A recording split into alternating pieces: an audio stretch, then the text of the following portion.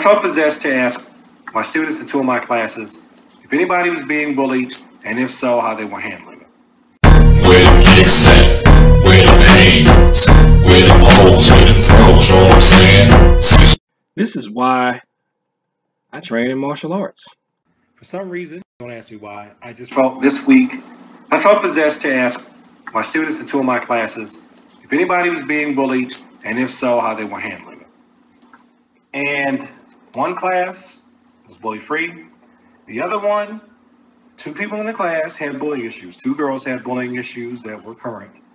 And this is how they handled it. In a nutshell, the bully tried to hit him, the bully tried to kick him. It was a boy trying to bully a little girl.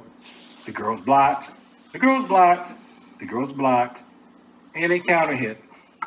And then they told the teacher. So the training was coming together. They used just the right amount of force to repel the attack. It didn't hurt the attacker too bad. Well, one of them said she had to make him cry because he just would not stop.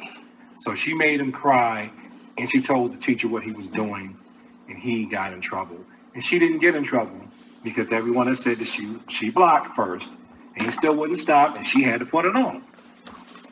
See, that's what martial art, that's what it's about. That right there. To me, that's more than enough payment and more than enough reason as to why I still stay involved in martial arts as long as I can until day job comes and takes my weekends or my nights or whatever. But that's all you need. And both of them are not very high right to do that.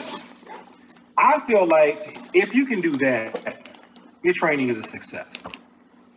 And I'm really glad as a father of a not little girl anymore, she's 18. I'm glad to hear that a child can defend herself against a bully. And if it was a boy, the same thing. I know one of my students had been bullied in the past, and when, bullies came after him, what did he do? He had to kick a few, he had to throw a few. He had to go toe-to-toe with a few. And in the end, it's the reason why he doesn't have any brain damage, and the reason why he can still walk, the reason why his face is not cut up, because somebody came at him with a box cutter. Now, of course, you really shouldn't call that bullying. You ought to call that assault with a deadly weapon, but it was children involved, and don't ask me what a 9-year-old was doing trying to take a box cutter to a 5-year-old. But it happened, and the 9-year-old got the worst end of it. Because if a child is properly trained in the martial arts, he or she can defend themselves against people who are relative size. I would not expect a 5-year-old to be able to beat up a 15-year-old. I really wouldn't expect a 10-year-old to be able to beat up a 15-year-old, depending upon the 15-year-old. But you just might expect a 12, 13-year-old to be able to beat up a 15-year-old. I've seen cases where a 12-year-old girl could grapple with a 15-year-old boy who was bigger than her because she knew a lot more grappling than he did.